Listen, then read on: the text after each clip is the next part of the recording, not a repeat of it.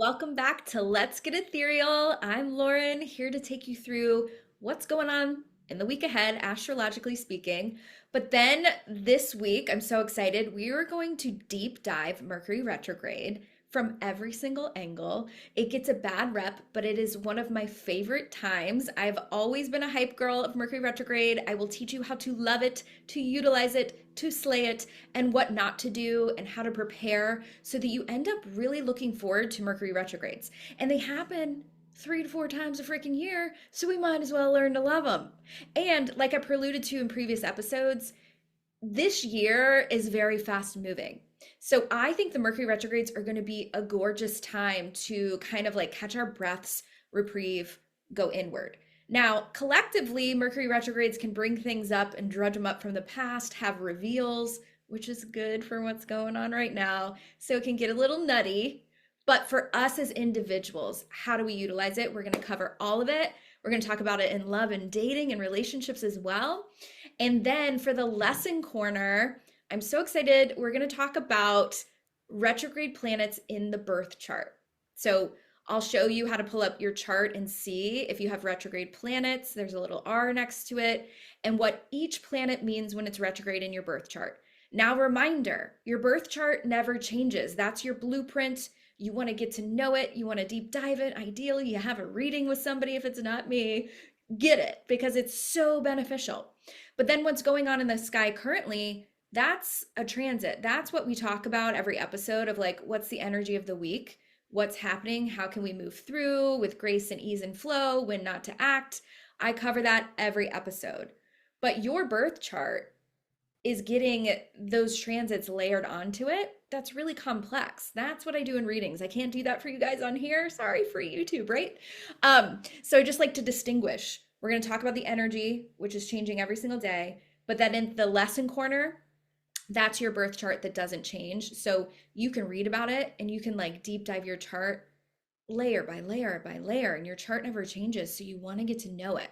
So it is one of the first topics I deep dove when I learned astrology over a decade ago, because I have so many freaking retrograde planets in my chart. So I have really like understood all of that so that I can, in my way of like, okay, you hear that retrogrades is kind of like a disservice. I'm like, no, it's like one of the best gifts. So I'll talk about each one of those. I think my chart, you guys, is riddled with some of the hardest things so that I, in my profession, was able to uncover deep dive and like flip it positively for everyone. So if you're out there and you're like, I have a really hard chart, I'm like, oh, sweet baby child, not as hard as mine. So, and I love my chart. So I will teach everyone to love all the hard, horrific setbacks. I'm like, no, they're magic. Okay.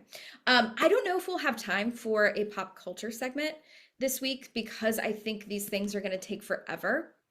But I really want to. Are y'all watching Love Story? If you're not, watch it. It's on Hulu, I think on Disney as well. I think they're owned by the same thing now. It's JFK Jr. and Carolyn Bassett's love story, right? So I really want to do their synastry for you guys and then have a lesson corner of like, what is synastry and compatibility in astrology? I do have a workshop on that in my membership. So if you're interested in workshops like last week, the North Node, I have a workshop on that. I have a North Node, I have a workshop on compatibility, progressed moon, like so many things in there. Okay. So check it out. So that's what to look forward to next week. But in the meantime, watch that show so that everybody's excited about hearing about their synastry. All right, let's kick it off with the week ahead. What have we got going on? Let's look at the chart. Let me pull it up for you guys. And reminder, we're in eclipse season, okay? We still have eclipses going on. And eclipse season, you can think of it lasting through, the next eclipse is on 3/3 at 3:33 a.m., funny enough, and it's the third of 3 in Virgo. What? And it's the third month of the year. So I think, obviously the eclipses are at like those exact dates, but they are so potent that they continue on. They kick off 3 to 6 months of energy, but they're felt mainly in that 6 weeks. Okay, so I would say until the next moon cycle, which is the new moon in Pisces, which is 2 weeks after the 3rd. Okay. So we're still feeling it. We're still in eclipse season. Listen to the last couple episodes. Next week's episode, we'll dive into that Virgo eclipse really in depth. But here's what we got out the gate on Monday. I'm filming this Sunday, so today, on Monday, we still have that beautiful aspect that I talked about last week of Venus, the planet of love, money, value, luscious, beauty, art, aesthetic, all the lovely things in life is in trine, ease, beauty, support to the planet Jupiter. Luck, abundance, optimism, expansion. Like this is so lovely, and we still have it, even though it was direct yesterday on Sunday. Today on Monday, the next couple days, we're still feeling this. This is really lovely. Okay. It's like I said before, it's a little bit indulgent. So heads up on like, what are you consuming or spending money on? Or if you're really in your feels, do you notice you do more of one of those things? This is going to be pretty loud. The other thing, Mercury's still also trining Jupiter on Monday. That was earlier last week and it's still active. Okay. So try your best. Reminder, gratitude, optimism. You're getting kind of downloads at the bigger vision of your life, okay, and what you're moving towards. So think bigger, think expansive, think optimistically this week, because we do have a little bit of an intense thing going on in the sky, which is Mars square Uranus, which is really intense. But at the gate, let's see, the moon moves into Gemini today, like this afternoon. So I would say that'll be Monday, Tuesday into like most of Wednesday, we'll have moon in Gemini, which is like curious, communication. You could be busy, a lot of open tabs. You could be emailing and messaging more, or just feeling really kind of curious or in your head, very like busy. And then the moon will move into Cancer, which will bring in, and this will be Wednesday night, moves into Cancer, and then Mercury starts to retrograde. Okay. So the first couple days of this week, I think are that beautiful Venus and Jupiter and Mercury moment. Moon is in Gemini. And so I think we're like starting the week, like maybe a little overwhelmed in our heads, but at the best feeling kind of excited and like hopeful, even if you're juggling a lot. But then as we move into midweek, we have the moon in Feely, water sign Cancer, and Mercury goes retrograde in watery Pisces. Now we're going to really deep dive Mercury retrograde here in a moment. But when the moon is in Cancer for a couple days, that's like the sign of home, nesting, comfort, inner emotions. It's family. It's just like feeling in general, maybe wanting to feel more cozy at home. It depends where Cancer is in your chart. If it's in a productive area of your birth chart, then yeah, you're going to feel more productive. But in general, a little bit more emotional when the moon is in water signs. Okay, the moon will move into Leo. Let's see, I wrote it down. I think Friday. Yes. We're going to move into a Leo moon, or Saturday. That's when it is. Yeah, Saturday and Sunday we have a moon in Leo, which is much more like free-spirited, fun, childlike wonder, creative. Okay. But Friday is where we get some intense aspects. Okay. So Wednesday, Mercury retrograde begins. Pause on that because we're going to deep dive it. Mars and Uranus moving into a square. This one is the one that I'm always like, anytime Mars gets together with Pluto or Uranus in a tense aspect or a conjunction, I always say, hold on to your tits. Like, watch the news, watch, like, it's very accident prone as well. So we see Mars here is at 27 degrees Aquarius.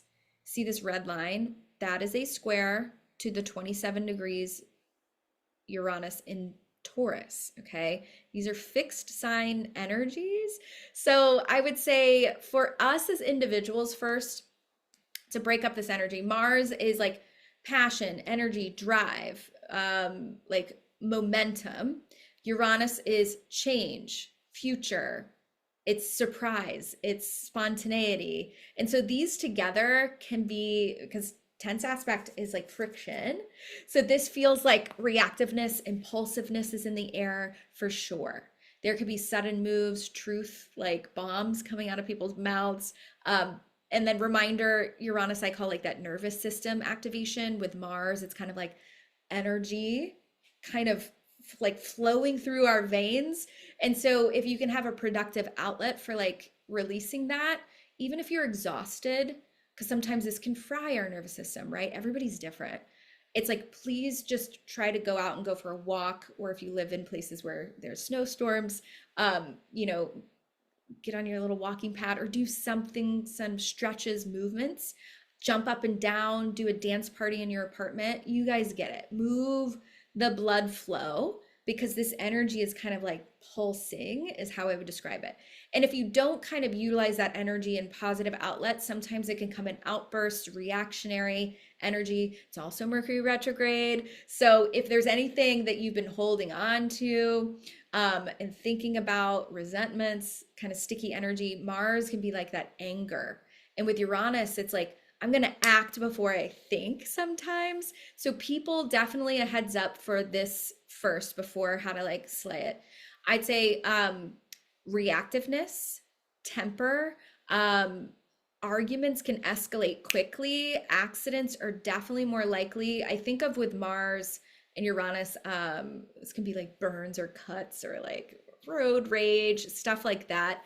But there's this strong urge for freedom in general. So even if it's not an anger, or you're on the receiving end, or you're the one kind of like reacting yourself, just think in general, like there's a tenseness in the air of like, I want more freedom. I want to be able to act now. I want a new Oompa now, daddy. That always makes me think of that. It's like, why isn't it happening fast enough? But reminder, we're in eclipse season. It's Mercury retrograde. Things are very karmically timed right now. They're unfolding at the best rate for you. Trust me. Things are being revealed with Mercury retrograde. So if you are feeling that impulsive need for like, I want something to change, why isn't this happening fast enough? Please take a beat, move your body. Okay. Use this time, I think, of like breaking stuck patterns. That's what like Uranus is really good for, is like, change. This isn't working anymore. We got to change it. And I think this energy, I always say squares, even though they're described as like the tougher, I think it is when we are irritated that we actually change something. Don't y'all think that? It's like when things are easy and flowy, it's just kind of like, okay, I'm not really motivated to do anything differently. But a square, I always say, if you have squares in your birth chart too, you're so aware of it, it annoys the shit out of you. So you actually do something about it. Same for when it's happening in the sky. So stuck yourself is kind of the vibe. Break a pattern. Wherever this is happening in your chart is probably where it's going to be. But like just in general, just think of that. So I would say also stay flexible if you can. Use courage, Mars, innovation, Uranus, tackle things differently. And I think it's best if you don't act from anger, if you can help it. Obviously, if anger comes up, express it in healthy ways. We don't want to hold on to that. But you know the difference between being like rushing, reactive, defensive, picking fights, burning bridges, forcing like a control over others of like not thinking the way that you are. And try your best not to like overstimulate yourself or situations. Okay. So I think with this energy, it's the topic of the week. Okay. I think it's best to ask ourselves, like, where do I need more change? Or where could I create more freedom in my life? Because those things are what's going to irritate you most. If you feel restricted or burdened or limited, it can just be like, right? And then I would say if you channel this into like acting more deliberately, like a focused version of Mars, and you like really hone in, this can be really big breakthrough energy. But if you react impulsively, you can create chaos. Okay, so pick your battles. And then in the news, y'all, this is the kind of stuff that is like wild sometimes. Now, keep in mind, this is a few days on either side that it's really active. So this is always pretty loud, whether it's sudden events or shocks or conflict or disruptions or headline energy. It's like stay aware, stay grounded, try not to get caught up in it. I would say, sometimes it's tech when it comes to Uranus, and Mars is in Aquarius, Uranus ruled. So this could be is paired with Mercury retrograde. We can have like, the annoying, like my internet went out or my Zoom restarted and I was late, or emails. It can be sudden tech stuff. It can also be because Uranus is in the tail end of Taurus, money fluctuations in the stock markets. Heads up with that if you're in that world. And then politically, yeah, Uranus and Aquarius rules the collective, the people, freedom. Anything limiting freedom, we're gonna be angry about it. We already are. What's going on? So yeah, there's gonna be a lot revealed. I also think with Mercury retrograde in Pisces, which we're about to deep dive, and eclipse season in general, and the big topic, Saturn and Neptune are together, the beginning of Aries. We talked about that a lot the past 2 episodes. I call that the fuckboy exorcism. Like, things are revealed. Aries is the sign of leadership. Neptune brings in a kind of illusion, a smokescreen. So we're seeing that, like, I think with like the Epstein files, it's like we're not getting the big reveal. Who's really involved, who's not. Well, it's heinous, the things that have been released. And then, they're talking about in the news, like the aliens and like talking about it. It's like, what's real? What's a distraction? What's an illusion? Neptune. But Saturn in the mix, you guys, is going to be accountability, karmic. It's like serious. So I think these work really well together of like, okay, even if it's still a little elusive, Neptune and Saturn are really tight together. Saturn's going to start moving away, and it's just going to bring in like, okay, here's accountability time. Here's for everybody in general, as individuals, it's also accountability time. It's like we no longer can like avoid with Neptune, blind faith it. Like, what do you want? What do you believe in? What is your path? It's time to take accountability and to put in the work. Saturn's doing beautiful things in the sky. So it's really going to love its time in Aries. But with this energy and eclipses and Uranus square Mars, I can't not mention what's going on in the news is going to continue to be a little nutty. Okay. With Mercury retrograde in Pisces, it's also going to retrograde as reveal. It's going to scrub up some stuff. Neptune rules Pisces. So everything I was talking about with illusion, deception, the tough side of this sign. Okay. This is the low vibe. Deception, illusion, hidden, secrecy. Mercury is going to be like a little detective scrubbing it out. Okay. And before we deep dive that even further, Saturday, like I mentioned, the moon will move into Leo. Okay. And then Sunday is March 1st. We start a whole new numerology month, which is March is a 4-month in the 1 year. And I will definitely cover that next week. Okay. And we'll also deep dive that 3/3 eclipse, like I mentioned. But just so that you're clocking it now and a heads up, the eclipse will be at 12 degrees of Virgo. Okay, so 12 degrees of Virgo, where is that in your birth chart? If you're good at that, I do have a video on YouTube of how to find things in your birth chart. It's also pinned on my Instagram, or come to moon events. I break that down, or get a reading. If that's really confusing to you, I totally get it, but I try not to make this too simple, because like I like to talk about a little bit more complex astrology. So I have that video for you if you need it.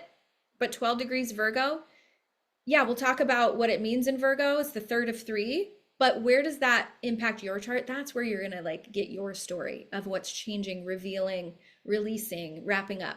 Okay, that one's a lunar eclipse. That's a full moon eclipse on steroids next week. Okay, right. Let's deep dive Mercury retrograde. I'll show you first on the chart what it's gonna do, but then I'm gonna stop sharing this janky ass chart system and just talk to y'all about it. But so Mercury starts retrograding at 22 degrees Pisces. Now, have you heard of shadow period? That's when Mercury shadow started on February 11th. If you have your workbook, I have an amazing Mercury retrograde guide. Okay. So I'm literally going to read from my workbook. We've got shadow period began February 11th. So you can think of that because Mercury will retrograde from 22 degrees Pisces back to 8 degrees of Pisces. Okay. So when Mercury was at 8 degrees of Pisces, that was February 11th. So that's when shadow period begins. It's like when Mercury hits the degree that it'll retrograde back forth, that's a little preview from 11 degrees of Pisces until it reached 22 degrees of Pisces, which will be on Wednesday. That was the pre-shadow period. That's when we get like little glimpses of what retrograde's going to be bringing in. Sometimes they're more intense than the actual retrograde period. At least for me, I feel that way. If you have Mercury retrograde in your birth chart, you could also feel that way, which you're going to learn about in the lesson corner. Okay.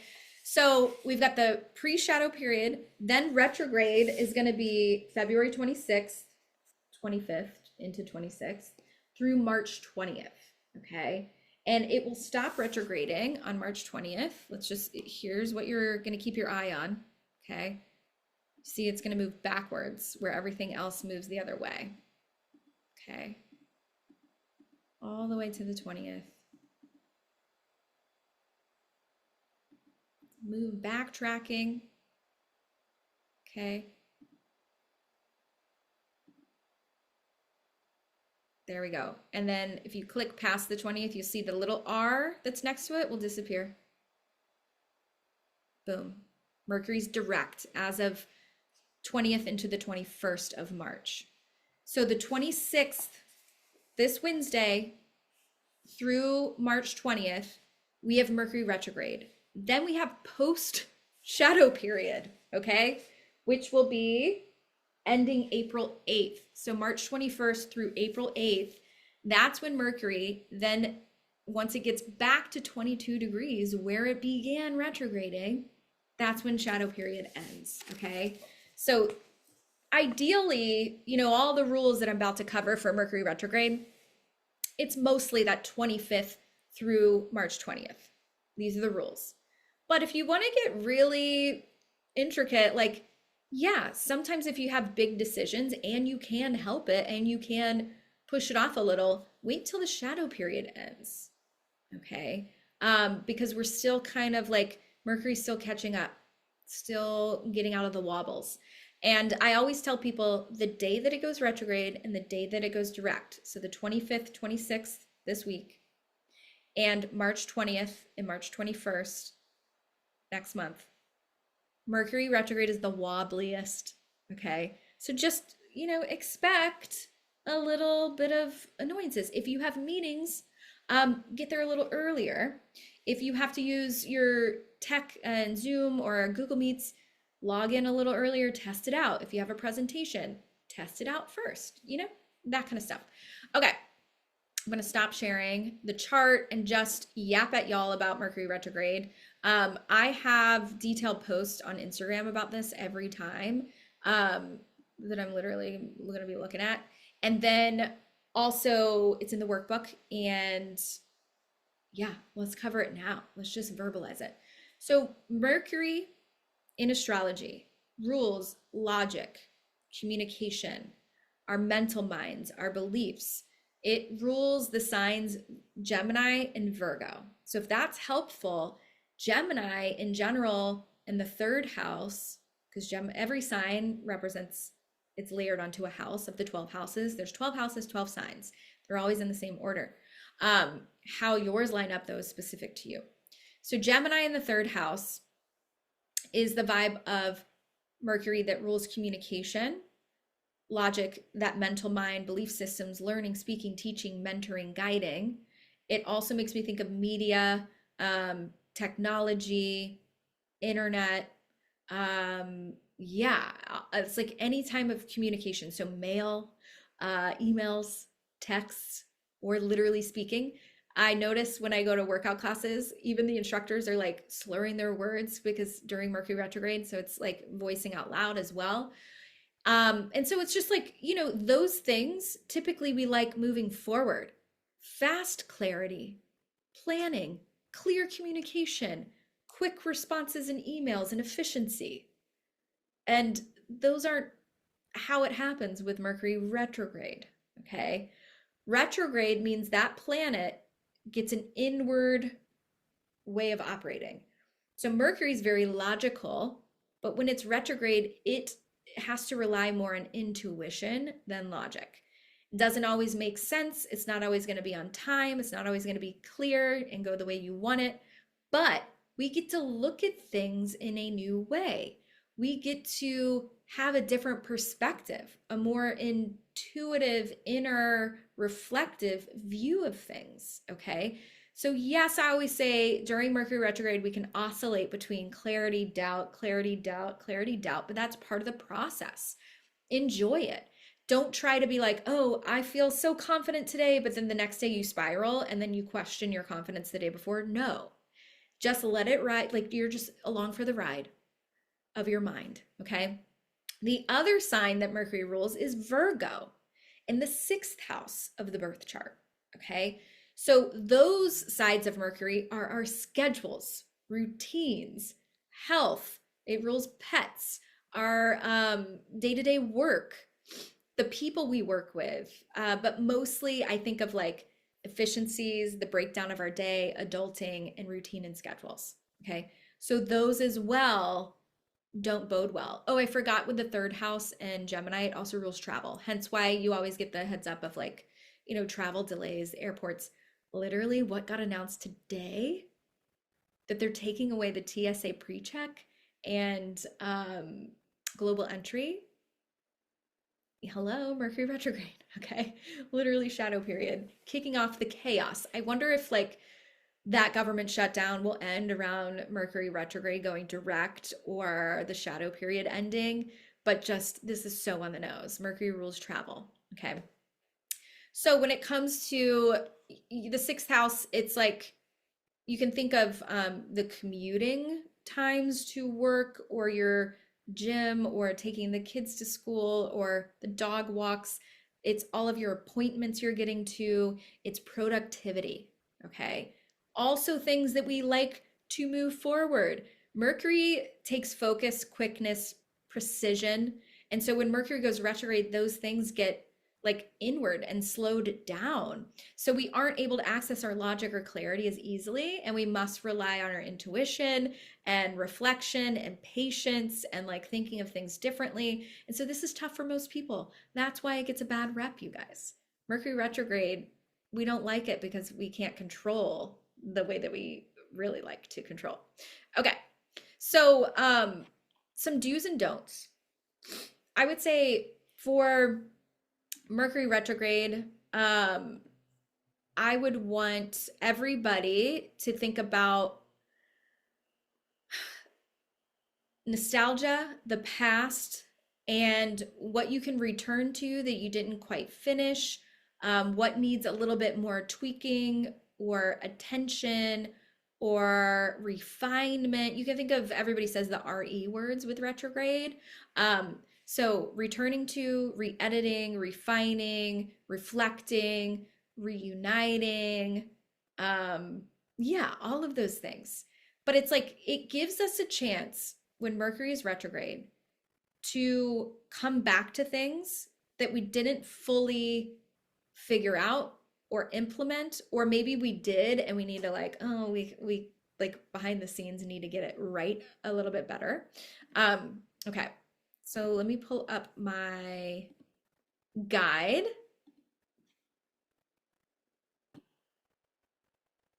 It's not working. It's all in my brain. It doesn't matter. So the do's and don'ts. The do's during Mercury retrograde, I think of like going through old journals, watching old shows that you've already watched before, listening to old music. You might literally like have those things find you. The other day I was on YouTube and like this was the day that shadow period began. this guy I dated 12 years ago, who's a musician, I can't speak. Um, one of his music videos popped up on my screen. I was like, what? I haven't even thought of this person in 10 years. So I like listened to the song. I was like, oh my God, nostalgia. You can also come back to hobbies, edit, say you're launching something. It's like instead of launching during Mercury retrograde, you want to get it right. You want to get it precise. You want to catch any like editing and tweak it. Okay. You want to think of healing, cutting cords, moving on, getting closure. So, Mercury retrograde, since it's more logical, when it goes retrograde, we get more, like I said, intuitive and reflective. So, it can bring up more emotions. And this one's in Pisces, a water sign that deals with our subconscious. So, you guys definitely, we can all be dreaming, having crazy dreams because Pisces rules dreams, like the things that you're just natural are patterns.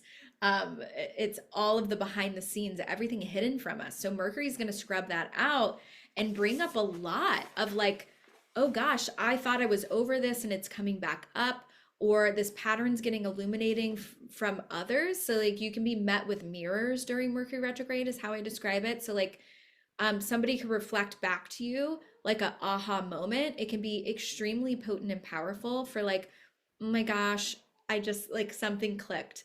Thank you for saying that. Or I saw this, or I read this, or something popped up and it made me like realize something. So there can be so much healing during Mercury retrograde. Now, if you do have a dream about an ex, that doesn't mean you're meant to be. Usually it means that you are still holding on to something subconsciously that hasn't had closure. Even if logically you're like, of course I'm over that. Just know that like Mercury retrograde's doing its thing. It's healing it for you. Okay. Um, it's also a great time, I think, of like practice saying no more. When Mercury's retrograde, like unless it's in a really active, like say it's in your 11th house, you can like reunite with friends, colleagues, and it can be social. But usually it's a time for reflecting, going inward and saying no a little bit more, taking it easy. Don't overcommit during Mercury retrograde because then you feel like you have to, follow through when you don't want to. So definitely go more reflective, more reassessing. It's a really good creativity time, especially in Pisces. Pisces is highly creative, it's inspired, it's intuitive. I just think of like drop downs of creativity. I would say another do is like because we know the communication can be a little wobbly, like really explain yourself clearly, repeat things back, make sure that you're understanding clearly. Try not to take things so personally because things can be misconstrued, misunderstood during this time. And so have empathy with that other people are feeling this as well. So be extra gentle, patient, explain yourself, okay? Um, Reorganize. I think that's what I've been doing this week already. This is happening in my fourth house. So I have like, the things that nobody sees. My bathroom cabinets, I got like all these little sized boxes or whatever so that I can keep things really organized, and I'm doing all of those deep dive things. So declutter, reorganize, take things to donate for sure. Like it's a purging time. What do we no longer need? So I would say, yeah, edit all areas of your life, your home, your business, your health, like go, do the appointments you've been putting off. Fix the thing that you didn't have time for, or return to that thing that you really wanted to create. Now it's time to like just explore it. You don't have to launch it, which I don't recommend launching during Mercury retrograde. Okay. Um, and everybody's always just like, I literally say, if you can help it, like the world will not end if you like are told like this is the day we have to launch it and you work for a company, or it just makes sense and you have to do it. Fine, just expect a little bit of wonkiness with it, or maybe it's not as a huge splash as you want. I would say soft launch if you must launch, or to your current people, or like a wait list is great. Or if it's something from your past that you've created before and you're relaunching it, amazing. Mercury retrograde's great for like a relaunch, a revamp, a return to something. So all of those are a hell yes. Like if you it's a rinse and repeat moment. So if you've done something successfully before, put it back out there during retrograde, run a sale. Mercury retrograde's great for sales. If you are in sales of any kind, this is fantastic to go back to old emails, reach out to people, like even if it was a no before, now it could be different. It is not a good time for blind reach outs, new reach outs for sales, launching new things, like I said, running ads to try to get new people.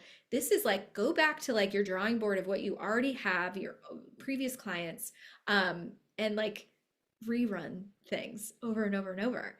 I would say, yeah, be flexible and patient throughout this time as well. If things are a little nutty, it's like for your benefit. Address things head on, resolve issues if you can. Deep conversations are likely to be had during Mercury retrograde, whether it's with yourself or with others. Like I said, that mirroring process is loud. Some practical things is like back up your technology. Like the next couple days, we're listening to this on Monday before Wednesday, like restart your computer. Like if you don't have storage, like get a handle on it now so that it doesn't crap out on you midweek. Same with your phones. Anything like internet, like restart it. Just get a heads up, right? Take your car in during this time to get a checkup. Take your body in for a checkup, a bike tune up, you know, anything. Rest, relax. It's also fantastic for self-improvement. What else? Money. I often tell people don't make huge purchases if you can help it, right? So for me, when I got my condo, everything was lined up for like before Mercury retrograde, but something on the seller's end got delayed. So I ended up having to sign during Mercury retrograde. And obviously it was still great. But what did happen is when I moved in, the building HOA decided to do a bunch of shit to the whole building, which totally was so annoying the first few weeks. And the painters that were doing my kitchen were delayed. And so like I didn't feel settled at all for like a good 6 weeks, which is like Mercury retrograde time period. So like, yeah, sometimes you can't help it. You can't help when those things are going to line up. But if you can, don't go spontaneously buying a new couch if you haven't researched it. The caveat, if you've had this beautiful piece of furniture in your cart and you've taken it out, put it back in your cart, taken it out, you're returning to it, then yeah, buy it. I bet there's going to be a sale on it. You can get really good sales, you guys, on Mercury retrograde. So if it's something you've eyed or like, I've really wanted to do that class and now that person's running a sale, do it.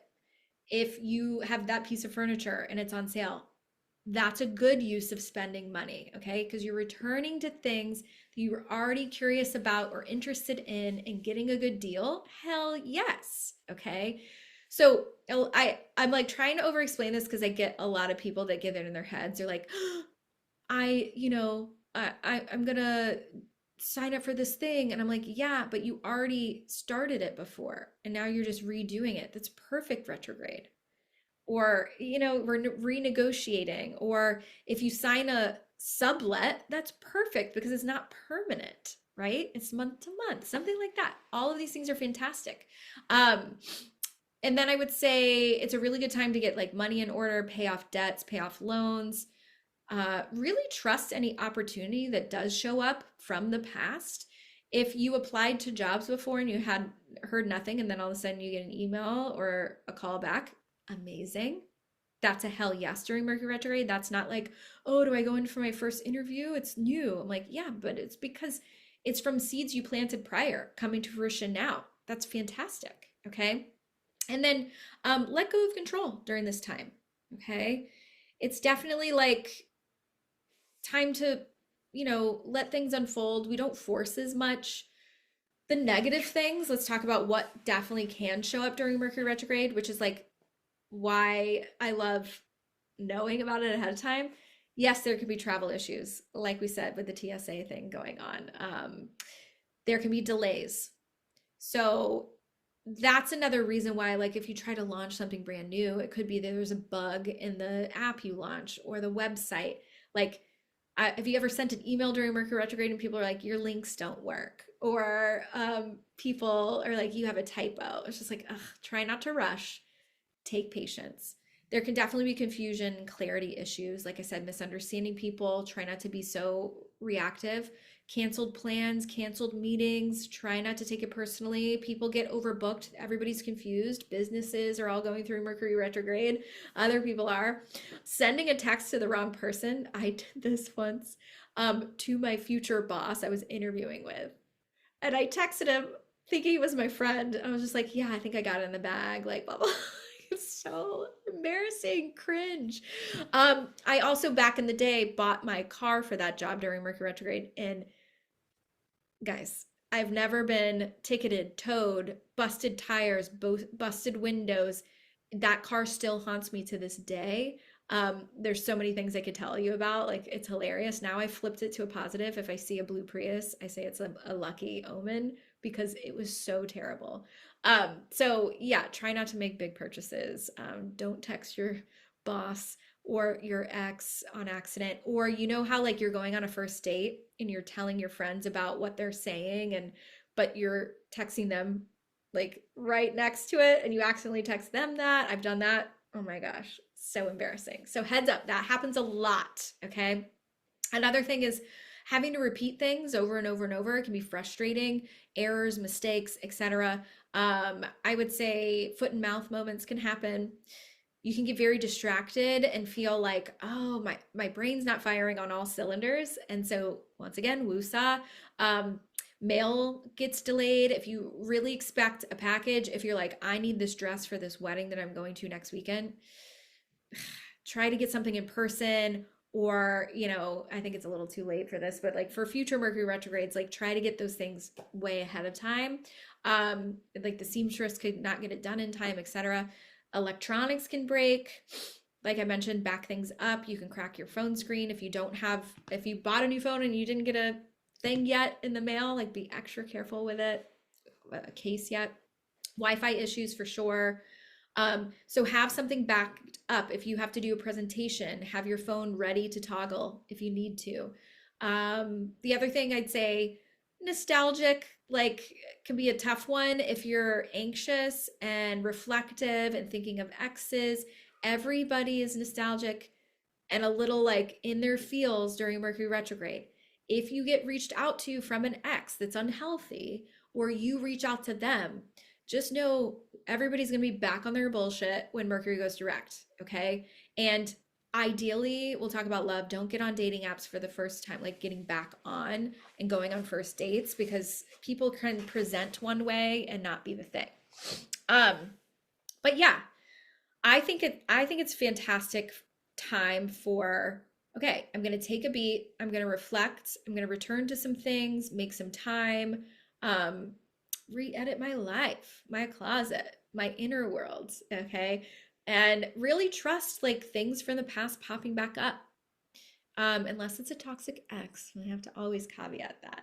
So I love this for, you know, getting good deals, sales, reflection moments, aha moments, powerful dreams, reconnecting to things that you loved. Yeah, return to the things that you didn't make time for.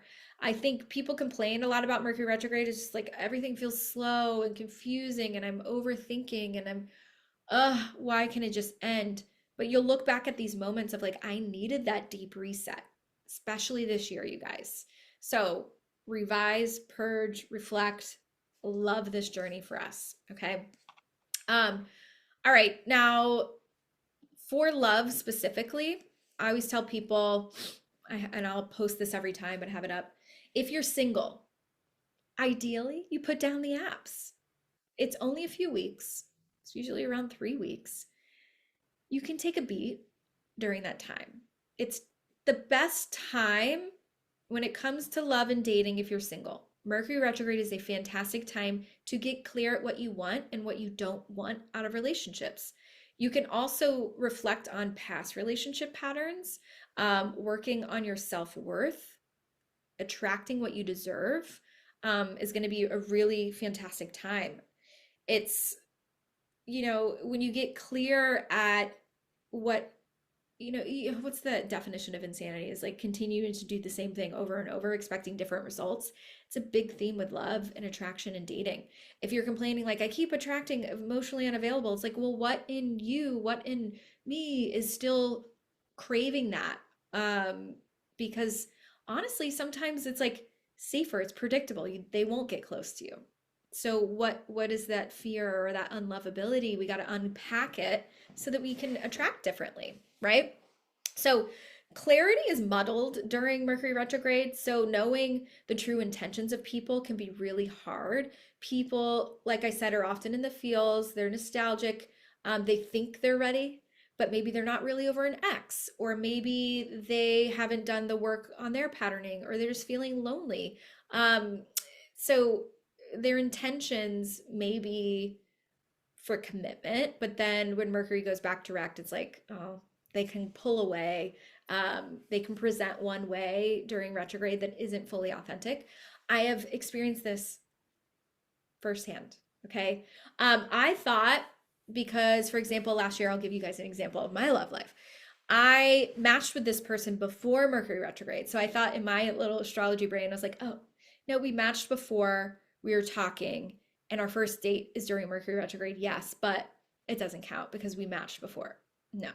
This guy, those first 3 weeks, was such a gentleman, came in like ready, like led the conversations of what he wanted, super gentlemanly. Right when Mercury went direct, fourth, fifth date timeline, busy schedule, the avoidant tendencies came out, the excuses, the busyness. And then, I've gotten good at articulating my needs and saying the things. And then, yeah, it's just like so clearly a patterning. Okay. And the past relationship patternings were being projected into the relationship. And eventually, like, I ended things. And of course, once you end something with an avoidant type of person, they're like very into it and they keep fighting for it. And it was just like a disaster. Anyways, so yeah, it's like when you first go on a first date, just know I want you to let it play out through Mercury retrograde and see Mercury retrograde when it comes to dating. It's just like you could get deeper with people during Mercury retrograde. You can have deeper conversations, certainly, but like let it all reveal and play out. Try not to get too much hopes up. If you have past love resurfacing during Mercury retrograde, this rarely works out. I'm just going to say it. Okay. If somebody from your past reaches out during Mercury retrograde, it usually is just straight up means there's some unfinished business or some cords still connecting or some yearning or some patterning that needs to be played out or a lesson that still needs to be learned or a closure that needs to happen. Okay. There are some exceptions. Okay. If you're if you're reconnecting with someone that it didn't fully take off with prior, maybe you went on a date or two, or you met at a friend's party and you like it just wasn't the right time, or there was a lot of travel and it just like never happened, sure. Or if you have a friend and you're like, I think it could be more, sure. Looking at that in a new light can definitely lead to love. If something was light and somebody wasn't fully ready and now like they're come back and they're ready, sometimes this works. But you guys, I kind of want them to show up with like a dissertation of their attachment styles and like why they're ready, and like they really need to prove it. Okay, this is rare, but it can happen. Okay. It depends on what you want. And I'm talking to those when people come back and they're like hopeful that it's the one and done. But I think if it's an ex that's like it has caused some insecurities or was a toxic dynamic, on again, off again, caused pains, etc. It's like I don't think it's worth reconnecting with. Everybody has to run through the fire though, so please do it if it's necessary for part of your growth. But I don't want people to get their hopes up as like this is going to be one and done. We're back together. Usually it has to come with some lessons, okay? Healing, cutting cords, release them for good, but be honest with yourself about that when you reconnect with them. So if you're like, oh, I think it's just, I want to hear what they have to say. Be honest if you're like secretly hoping that they're going to have this huge revelation and you're the one, or if you really are needing to hear it and you up level and you mature and you get that like mirror back moment where you're like, oh, it's not even what I wanted. It can be really healing. So do that if you need to. Okay. Um, but reminder, that ex of yours is definitely feeling nostalgic, thinking of you the last time I had these feelings, because their logic mind is turned off a little. They're more reflective. It's like welcome to the female brain, right? So they could be also just looking for an ego boost the last time they felt good. Once they get that ego boost and that you are available, they could be on to the next bullshit. We don't know. You could be the one doing this as well. I catch that a lot. Clients are like, oops, it's me. I'm the one. I'm the problem. It's me. So, if we're feeling lonely, and sometimes we reach out to people or pull up the apps, and just the difference between like a dopamine hit versus like I feel really clean, clear, neutral, then that's a good place to be. Okay. If you're dating casually, you met before retrograde and you're dating and maybe you're not fully like committed, partnered, this could be a mixed bag. Okay. So if both people are really able to be vulnerable and reflective, it can be a really great time to, like I said, have those deeper conversations, connect in a more intimate way, really go, like, I don't know, I think of just like sitting down and spilling guts, reviewing what you each want in a relationship, like making decisions together. I think this could be a really beautiful time. You can both get really clear at your needs and able to like communicate them to the other person. I really love that part of it. But the flip side of it is like it definitely can be a confusing time. I tend to see a lot of people like pull away, slow fade, communication could fall off. Don't panic if that happens. I always say like let it play out, because everybody's feeling a little nostalgic. So say you're dating, you've only been dating like a month or two, and then retrograde happens.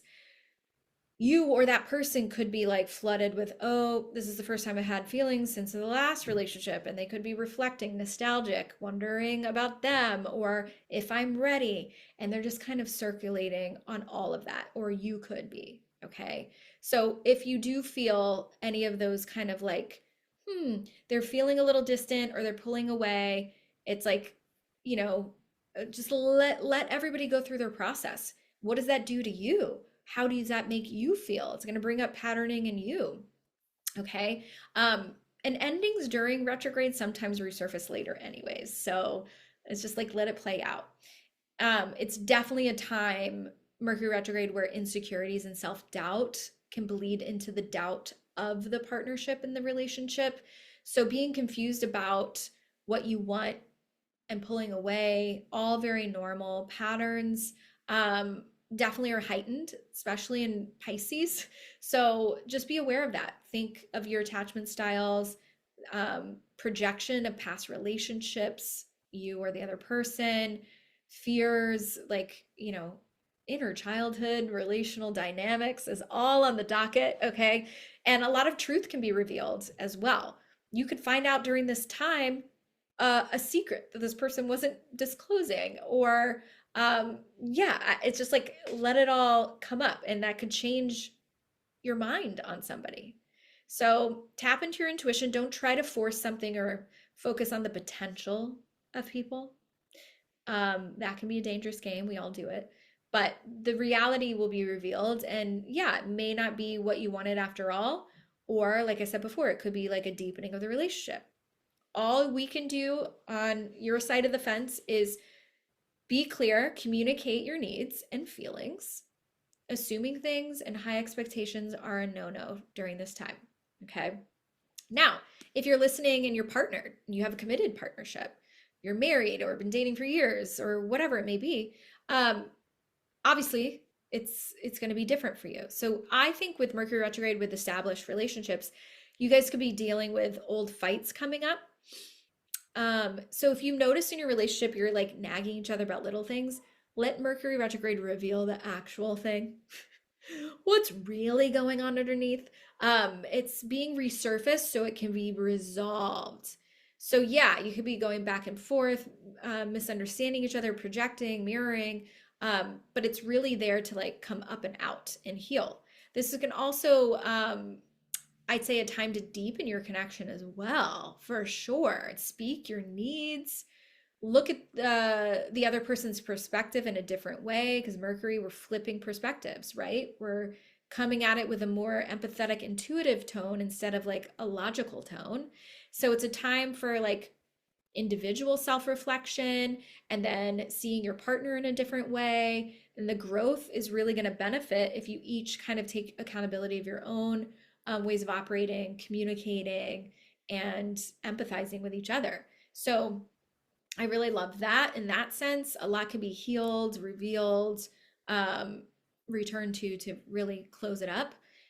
If it's not to do with you individually, you both could be like figuring out a dynamic of like other relationships, families, in-laws. Do we want kids? Do we want to invest in something? It's a time where you guys can get really reorganized, whether it's your home, your finances. So put plans in place. It's also a great time to just take a fucking vacation and reconnect with each other, take a beat, return to hobbies individually. So just spice up your relationship, go back on a date night, slow down together, reflect on your relationship, maybe like think back of like how you met, maybe redo a date from that time. And it's just like be nostalgic, play the songs from when you first met, go to the restaurant you went to, it's your favorite. Yeah, it's like old hobbies you used to do together. Like bring it back, reignite the passion, be nostalgic. I love it. Okay. All right, so that's the Mercury retrograde in a nutshell. This one being in Pisces, I think is going to be extra feely, extra confusing, extra emotional, because Pisces is a really deep emotional subconscious part of astrology. So go back to self-care, bring back journaling, meditating, healing, go book a session with somebody, do anything that's really reflective and helps you make sense of self, or get back into a creative hobby. All of these things are fantastic for Mercury retrograde in Pisces. And then all of the stuff we talked about, the do's and don'ts, and the common like flub ups. But if you're aware of it, I always just say like you can just laugh your way through it, and it's just like eye roll, oh, classic. But yeah, when you know not to force or try to control or make something happen, and instead you take a beat, you return to some things. I feel like it's so lovely to be like, oh, I used to do that, and I brought it out, I started making candles again, or I picked up my instrument again, or I started writing. I started doing meditating again. That's so fantastic. Okay. Or I got reorganized in this area of my life that I've been putting off. Really take advantage. And I think you're going to really love Mercury retrograde. All right. Let's get into the lesson corner. I know this is a long one already. Okay, I wanted to pull up the charts to show you what retrograde planets look like when you're pulling up your birth chart. Um, and it's one last thing with retrogrades. I'm like, it makes me think of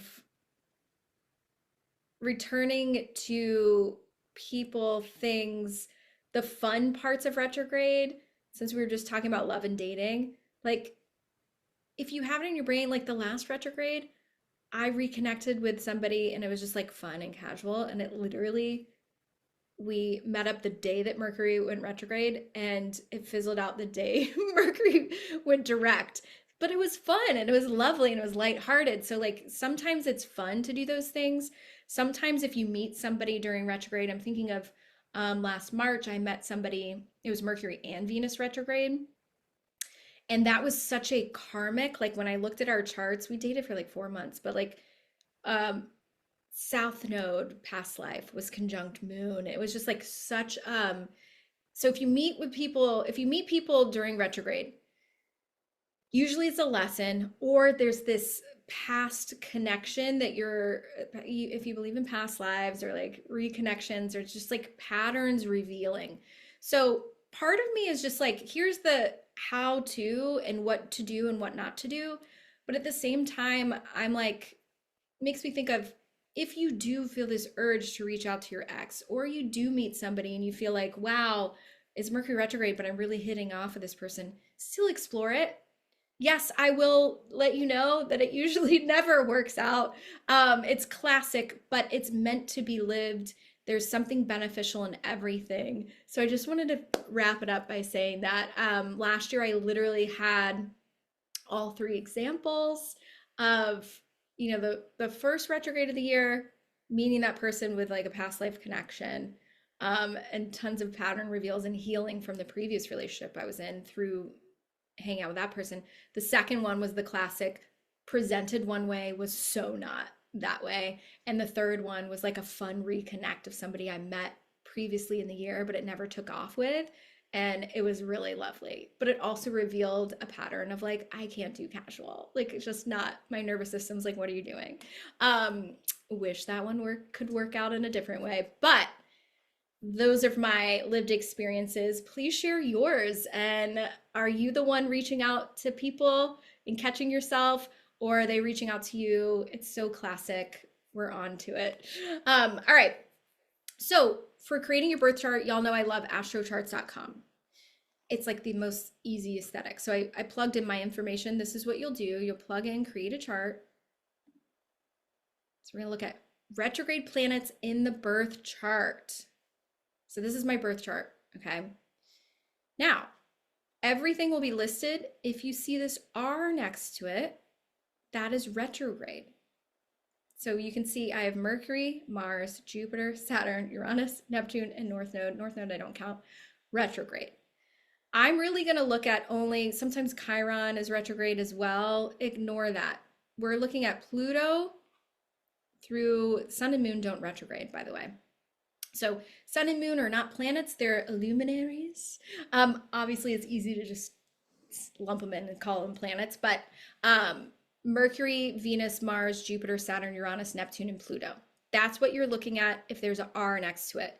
If you don't have an R next to any of them, you don't have any retrogrades in your birth chart, which is rare, okay? I read somewhere years ago that a lot of presidents have had everything direct in their birth chart. Okay, so I would say now you can see your girl has a lot of retrograde planets. And like I mentioned, it's one of the first things that I dove into when I was learning astrology. And I think it's funny. I always joke with some of my friends are always like, what do you like most about your chart? Or what's the toughest? And what would you change? And I always laugh because you guys, I have in my big three, two of the least favorite signs, or the signs that get the most shit. I have a Scorpio on my rising, and I have a Gemini moon. So I'm like, I will fight for those signs always. I also have this huge box with an X on it. It's called a Grand Cross. It is like the thing that makes people shudder. It's the hardest thing you can have in your chart. And I'm like, I love it. Let's dissect it. I also have every element in my big six: earth, air, fire, water. I also have each of the modalities fixed, cardinal, immutable. So my chart, and then all these retrogrades. So I think I was literally cursed with, gifted, however you look at it, with all of these things. So that my soul was basically like, let's load her up with all of these so-called like difficult things so she can deep dive them and alchemize it into something like empowering. And so it's my way of like, what you maybe read about or hear about as being tough, I'm like, it's the magic, it's the special sauce. If I see a chart that's just like ease and flow and butterflies, I'm like, boring. So if you have a lot of retrogrades in your chart, I'm going to make you realize the magic of them in this part, okay? If you only have one or two, you'll probably like, they'll probably feel louder for you, okay? If you have a lot like me, maybe your kind of whole life feels a little bit more of like inward reflective lessony. But I always say with retrogrades, it gets better with age. Think of it as like fine wine, okay?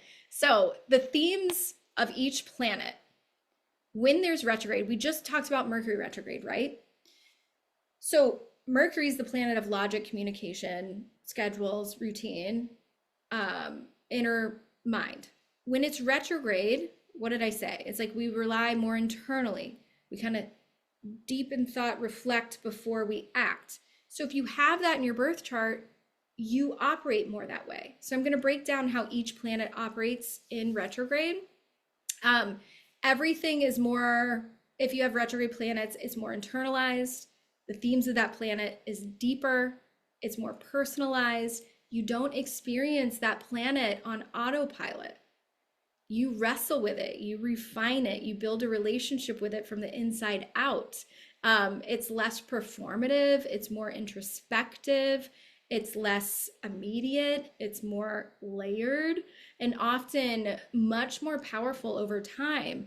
So your deep soul that came in with, I remember when I first read about these things and like watched YouTubes and took little classes on it, it was like a lot of astrologers had that take of like, you came in here with some like karma around these planets from past lives and you really needed to nail it this time. There's a deep reflectiveness to it, deep soul energy. The percentages, which is fun to know. Mercury retrograde, as we talked about, happens 3 or 4 times a year. So around, 15 to 20% of the population has Mercury retrograde in the birth chart. Okay. I think it's like 18% if you want to nail it. So if you have Mercury retrograde in your birth chart, yeah, a fourth of people do as well. Venus retrograde is the most rare. Okay. You can see I don't have that one retrograde. If you have Venus retrograde, rare, honey. I'd say around 5-7% of people have Venus retrograde. Mars retrograde, also rare. Basically the same amount of rare as Venus retrograde. That one's around 7 to 10% of people. Okay. Jupiter and Saturn, this gets more common. So Jupiter and Saturn retrograde for months at a time. Uranus, Neptune, and Pluto, almost half the year. So these aren't as rare. So Jupiter and Saturn, I would say Jupiter is around 30% of the population has Jupiter retrograde, 35 to 40% has Saturn retrograde, and then Uranus, Neptune, Pluto, we're talking 40 to 45% of the population has those retrograde, okay? So like I've always tell people, Pluto, Neptune, and Uranus, these are collective planets. Anybody born within 7, 14, 20 years around those times has the same Uranus and Sag if you were born around the same time as me. Neptune's in Capricorn, Pluto's in Scorpio. So like this is not specific to you as much, okay? I will still talk about them in retrograde because it is important in themes, but yeah, I'd say it's much more rare to look at Mercury, Venus, and Mars, okay? You're gonna really feel that those are way less common. It's more personal to daily life, these planets. They're, this is called the big 6 with the ascendant. Okay, Sun, Moon, Mercury, Venus, Mars, and ascendant. Those are the big 6. Okay, so inner planet retrogrades are less common. We feel that more in our daily life. Outer planet retrogrades are more common, often feel generational, but still like deeply personal when we like deep dive it, depending on where it falls in your birth chart, what aspects it's making. Now, I'm just covering retrogrades of these planets. What house they fall in for you? What are the aspects coming from it? Like, for example, I have a Mercury retrograde in Cancer. It's a water sign. Okay, so it's deep on deep. In the 9th house, which is big picture. And it's trine to my Jupiter. Sextile to my Venus. Square to my North Node. It's not a planet. So it's really well aspected. Okay, so I'm going to look at much more of the positive sides of it. Whereas, I guess Mars is well aspected. Jupiter, for example, is retrograde for me. It's square to my moon in Chiron. It's opposite my Venus. It's square to Uranus. So hence, this one's a little tougher for me. Okay, that you'd have to find out in a reading. Hate to break it to you. But let's go over my Mercury retrograde people. So if you have Mercury and you got an R next to it, communication, thinking, language, learning. If you have Mercury retrograde, your mind is much more internal, reflective. You process deeply. I think of with Mercury retrograde people, replaying conversations all the time. If you write an email, you reread it. If you post something online, you want to rewatch it. We're just like reviewers. We analyze subtext, read between the lines, notice the patterns of other people. Think before you speak. Think of earlier in life when you have Mercury retrograde. Could be, it depends on the sign and house and aspects, but in general, there could be more of a quiet or shy. This gets better with age. Obviously, you're a girl, I am shy, right? But when I was little, girl, guys, like, no, so shy, okay? And reflective. Maybe at the worst, I would say overthinking, feeling misunderstood is a theme, editing yourself too much earlier in life, trying to fit in. But the strengths is like really intuitively intelligence, think emotional intelligence, because Mercury is intelligence, and then you put it retrograde, it's like it's a deeper depth of thought, nuanced like communication, like picking up on body language and like inflections, and like, oh, I can sense they're saying one thing, but I sense something else. Also brings an independent mind. And this gets better with age, like I said. So stop apologizing for like how your brain works. You realize your ability to like slow down, reprocess, reflect, and question things. This is also, it makes you really articulate and like really perceptive. Okay. So many Mercury retrograde people become really big experts, funny enough, in communication later in life. So these are the writers, the therapists, the strategists, the researchers, because they've spent years refining internal dialogue. The insecurity around speaking often becomes your precision. And like I always say, with retrograde, you have to take more time with that planet. You have to understand it fully. And through that process, you become a wizard at it. So if you have Mercury retrograde, you probably already have gotten to this level of it where you're like, this is one of my greatest gifts. Okay. Venus retrograde. For my Venus retrograde people, Venus rules love, relationships, self-worth, money, values. So those themes take a deeper look. So if you have Venus retrograde, love is deep, it's reflective, you don't move casually through relationships, they shape you.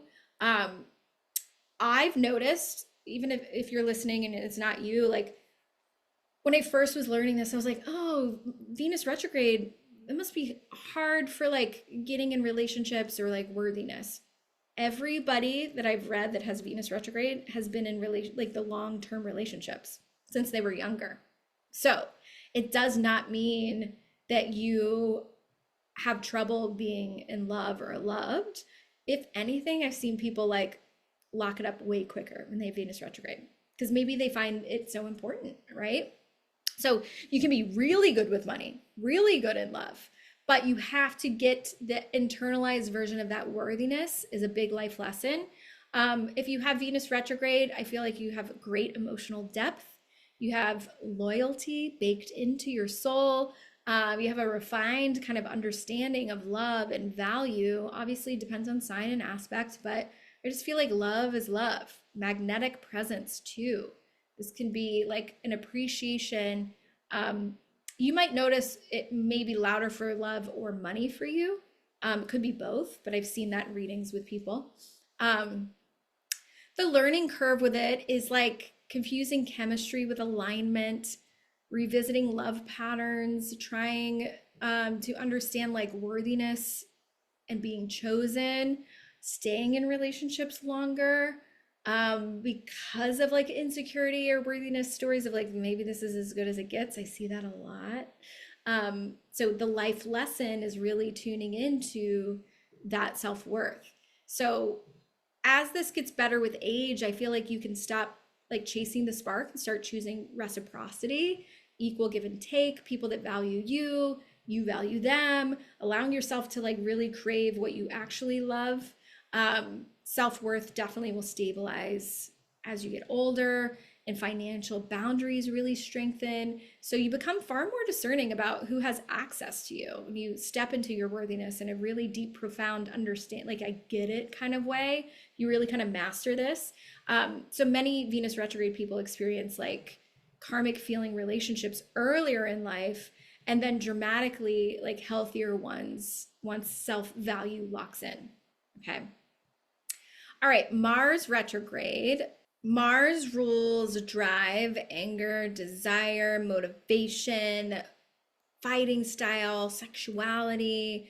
When it's retrograde, fire burns inward first. Okay, so you don't always act immediately. You think, you feel, you calculate. I think of like the strength of Mars retrograde definitely doesn't like confrontation for the sake of confrontation. If people are being like, it makes me think of literally last night, I was at this party and this person was just like, no. And they like went off on a tangent. And I was just like, I'm not even gonna fucking school this person. It's not worth my energy. Like, you just don't, there's no point of fighting or trying to change people's mind. You know when and when not, like, you to like act. It's like, is this going to be worth my time and energy or not? So there's a strategic action with this placement of knowing when and when not to move forward and push and fight for something. There's this kind of controlled power to it, an emotional awareness of anger and fighting style and reactiveness in people and picking up on that, and motivation and internal motivation. The learning curve with this is like suppressed anger, I think is the loudest one. I can fully say that like anger was always like an emotion. I was like, oh yeah, I don't get angry. And then I went to this retreat where they unlocked like your anger, and I was just like, oh shit, like it's in there. But like naturally, I'm not an angry person, definitely not confrontational. But as this has gotten mature, I'm like, oh, I will absolutely defend myself and my beliefs if it's like going to get anywhere. And I now have a healthy relationship with anger and can articulate it. Took a while though. There can also be trouble with hesitation and like difficulty expressing desire directly, or holding yourself back from those things, or like stress and overwhelm, kind of that paralyzation of like, oh, inaction can happen with a Mars retrograde person. But if you have Mars retrograde, I think the like as it gets better with age, it's like you learn that anger can be information. It's like gut instincts, and knowing when you're like motivated and excited, that's a really big wink at like, that's what you're supposed to do. That's the change you can do. If you are feeling flat and unmotivated, you have this intelligence of like, oh, then maybe that's not my truth. That's not my hell yes. That's not my alignment. So your action becomes cleaner, more confident. You start moving forward with more like autonomy and directness. And so you go from passive or unsure to like formidable force. Okay, this gets really strong. And Mars retrograde often matures into someone who doesn't like waste energy when they move. It's intentional, it's effective, they follow through. So it's kind of like, I'm going to think before I act. Mars is action. And I'm going to assess and strategize. Is this worth my time, energy, and effort? Is this going to be met with resistance? And it's very kind of smart movement through the world. Okay. And permission around like physicality, around anger, around sexuality, all of that. It depends on the sign. Like mine's in Capricorn. Mars loves Capricorn. If you have it in Mars and Aries, it can be totally different, and you might need to learn popping off less. Like it depends on the sign, right? So definitely if you see this, research it, which sign it's in.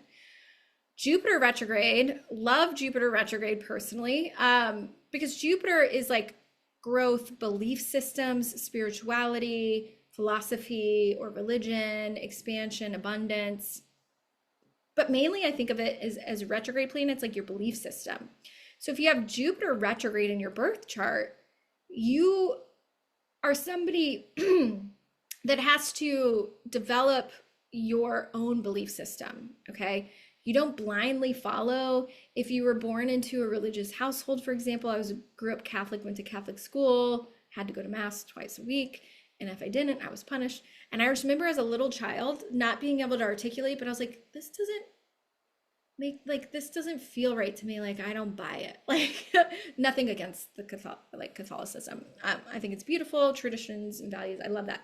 But I was like, when I was little, I was like, I just don't resonate. But I really loved, for example, the Holy Spirit. And now that I'm like, have my own beliefs and I'm very spiritual, I'm like, oh my gosh, I was already feeling at a young age what resonated with me and what didn't. So if you have Jupiter retrograde, say you grew up in a household that was atheist or had no beliefs, you might be like the child that was exploring religion or belief systems. You could be more spiritual, or you could be more religious. But the idea is figuring it out on your own, okay? You question, you internalize, you don't blindly follow blind faith, okay? You are somebody that really has to figure it out on their own. So there's this strength of inner wisdom, spiritual intelligence, strong moral compass, really feeling into what resonates and what feels right. I would say the learning curve or the tough side of this is like feeling like your expansion is slower. Your route to like abundance can be a little slower. You could feel a little more unconventional earlier in life because you think or believe in things differently. And like finding your place in the world and making sense of why we're here and what does it all mean could be a thing. But it gets better with age as far as like your philosophy becomes your advantage. And I think a lot of people with Jupiter retrograde, yes, bloom later in life once there's this stop like trying to fit traditional timelines. Abundance often increases once you trust your internal guidance over external approval. Okay. So it's like believe in whatever you want. If you love conspiracies, awesome. If you love tradition, awesome. If you love religion, or it's just make it your own. Please don't, you probably don't if you have Jupiter retrograde, just be told what to believe and jump on bandwagons. That ain't it. It's not going to fly. If you have Saturn retrograde in your birth chart, like about 40% of the people, Saturn represents authority. I think of father energy, discipline, responsibility, structure, long-term success. This is the planet of slow and steady, get shit done, hard work. Saturn is the planet that gets better with age in general. So if you have Saturn retrograde, it's like doubly gets better with age, okay? So if you have Saturn retrograde, I think authority is sometimes internalized. You may carry a pressure privately that you just are just like, I feel like I really got to get it right. You can feel self-critical. There could be relationship dynamics with the father that are interesting, whether it's past life connected or distance, or they have their own struggles, whatever it may be. And so there's this learning curve around harsh inner critic, whether it came from you and this is internal, or it's from authority figures in your life. Think coaches, bosses, father energy, any kind of authority, okay? And there's this fear of failure could come up with this, feeling like you must earn love or earn your rest, earn your success. I think there's a story that when you have Saturn retrograde, you unpack and you learn, because retrograde learns these things. There's this deep awareness of like, oh, this thing of like, you have to earn it. Work's got to be hard, or you didn't earn it. It's like, oh, Saturn retrograde's like that. You don't need to earn it. You could be good at something and, earn it quickly and be an authority, and you don't have to beat yourself up and be a critic. It really brings a lot of resilience, a lot of maturity, internal accountability, long-term strength. Saturn is the planet of longevity, long-term commitment, better with age. And so you just have this maturity through, maybe not right out the gate.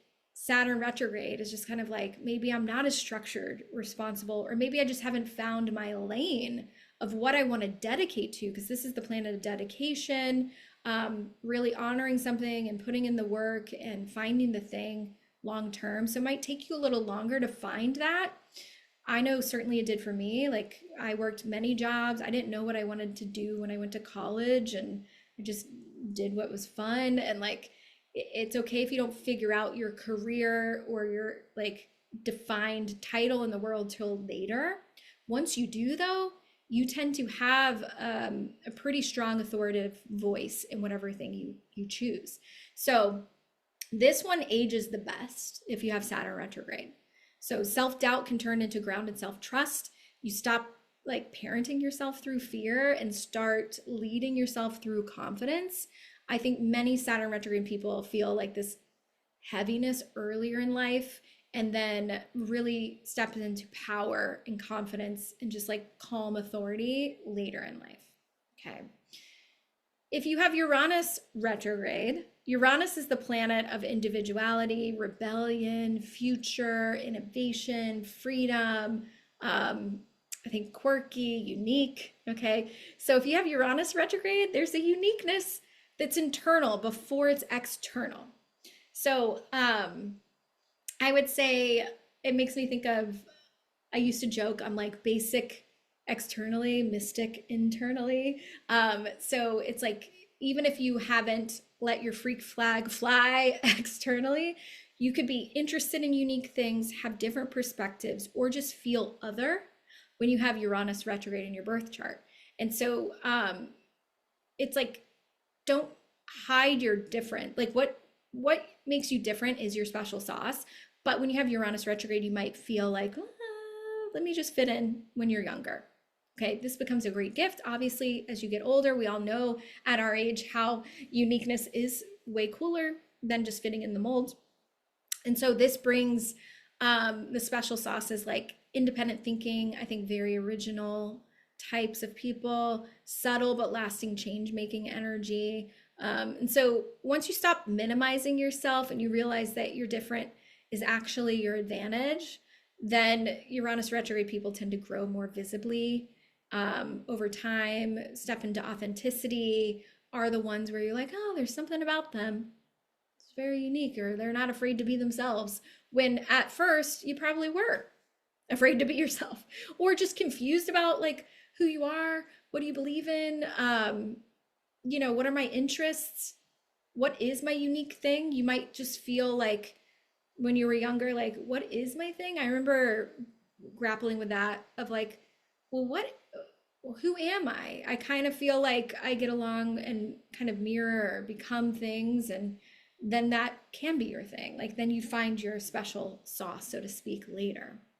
So keep that in mind. Every planet that's retrograde first feels a delay or a confusion or an otherness or a deeper reflectiveness. And then it becomes through that deep reflection of trying to understand it, you become actually very gifted in that planet.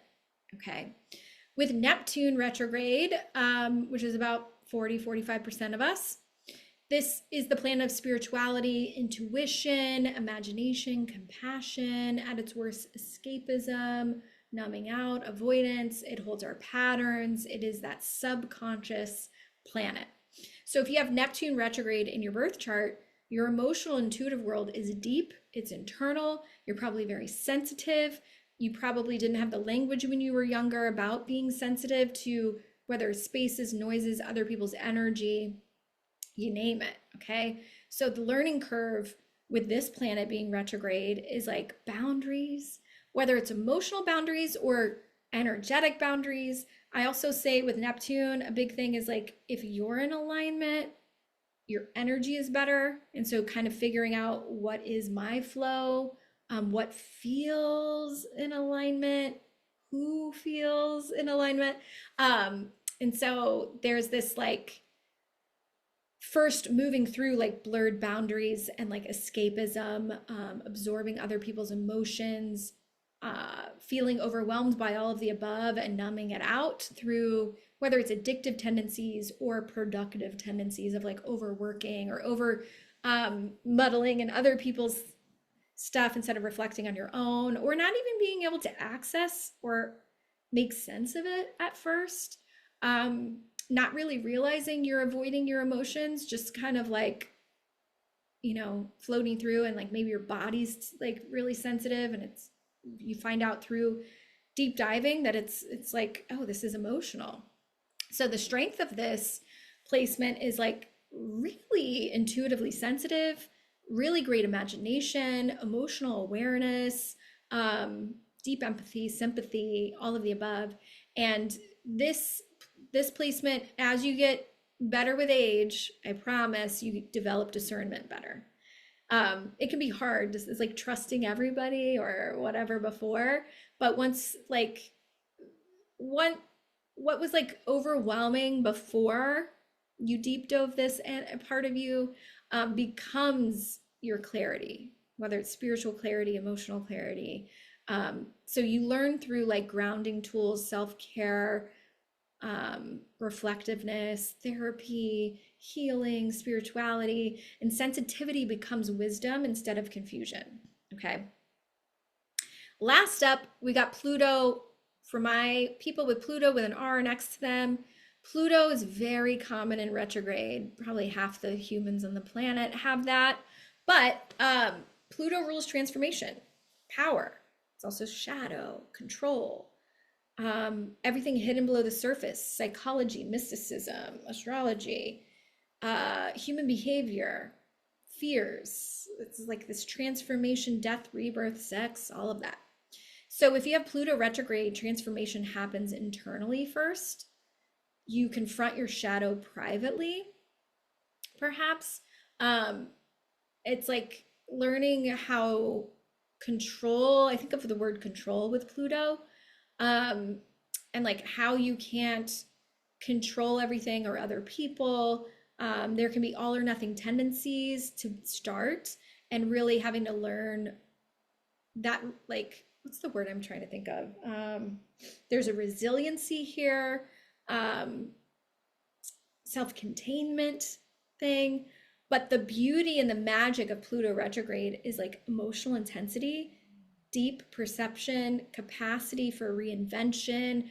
I always say like that death and rebirth cycle is like you can outgrow iterations of yourself, completely shed old ways, and come out better, and stronger and more resilient, wildly powerful. Okay. So you become more and more comfortable with depth over your years. And if you deep dive like human behavior, why we are the way we are, first for self and then for others, you become extremely wise in those departments of helping people face their fears or understand their why or what's causing them to operate from this place. So power stops being like defensive and becomes more embodied and helping people find that embodiment maybe. So Pluto retrograde often like is incredibly self-aware humans and psychologically strong and people that have been through it and come out the other end in a way bigger, better way. So long spiel, but to wrap it all up, it's like every one of these can operate differently in different signs. Okay. A Mars retrograde in Aries, like I said, feels very different than a Mars retrograde in Capricorn, or Pisces. Okay. And then the house that it sits in for you, Venus retrograde in the 10th impacts career and visibility, versus Venus retrograde in the 4th is like home, family, boundaries, emotional, inner worlds. Okay. And then the aspects make a huge difference. Say you have Saturn retrograde trine Jupiter. That's very different than if Saturn retrograde is square to your moon. Okay, that's tense. So retrograde's not like a standalone judgment, but it is part of this web of understanding. And like I said in the beginning, it feels like, there's lessons to uncover. There's a deeper reflectiveness to start and a deep awareness and understanding of these planets when they're retrograde. And I think it's like, yeah, it could be unfinished business from past lives, or like lessons around those things, or a soul simply like choosing to go deeper in this lifetime.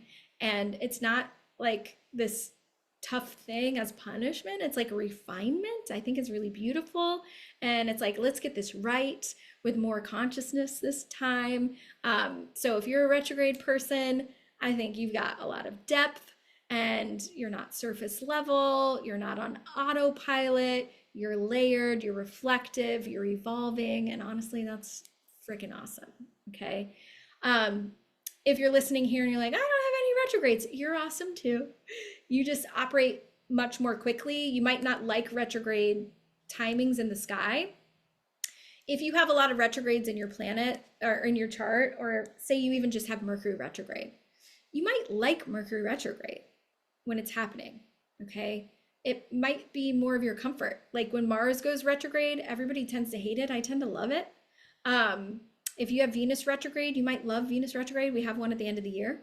So just know it's like when retrogrades happen in the sky in real time and you have that in your birth chart, it's kind of finally operating at your rhythm. So you're kind of like, oh, I'm kind of slaying this, kind of really loving it.